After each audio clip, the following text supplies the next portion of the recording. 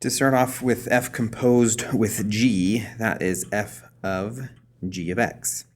Okay, so for our inside function g of x, that is x squared plus 1. So we're doing f of x squared plus 1.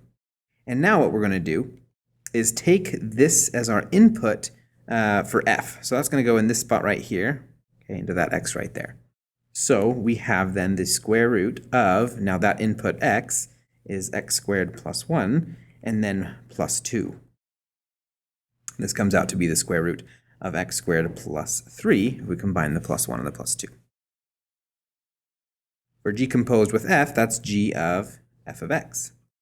So now we're doing f of x first. So I've got g of, now f of x is the square root of x plus 2. So square root of x plus 2. Well, that is now the input, well, let me do it in blue. That is the input of g. So it's going to be in this x right here. Okay, so that leaves us with, well, this thing, the square root of x plus 2, and then squared plus 1. Okay, if we plug that into our g function. Okay, well now, the square root of x plus 2 then squared cancels the square root and the square, so we just get x plus 2, and then our plus 1, and that's x plus 3. Okay, now we'd like to state the domains of our functions. So we'll start with f. Okay, the domain of f. Well, we've got here the square root of x plus 2. So anytime you have the square root of something, then that input of the square root has to be greater than or equal to 0. Okay. Now getting x by itself, we subtract 2 from both sides and get x is greater than or equal to negative 2. So our domain for f is from negative 2 to infinity. Okay, now for g, well, g, we've got x squared plus 1. There's no square roots here. There's no division, so there's no restrictions on our domain. So our domain for g is simply all real numbers.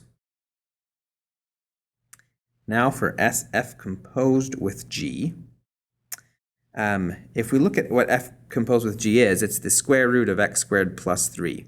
Now, the domain of g, the first function that happens to x here, is all real numbers. So there's not going to be any restrictions going into this function because of g, but now because of f, we've got this square root. So we need to make sure that the thing underneath the square root, x squared plus 3, will always be greater than or equal to 0.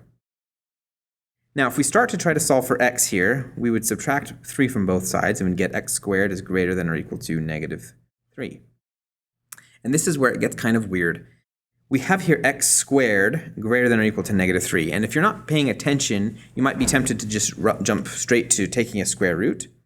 But you have to be careful because what this is saying is we want x squared greater than or equal to negative 3. And if you think about taking a number and squaring it, you will always get something that's greater than or equal to negative 3.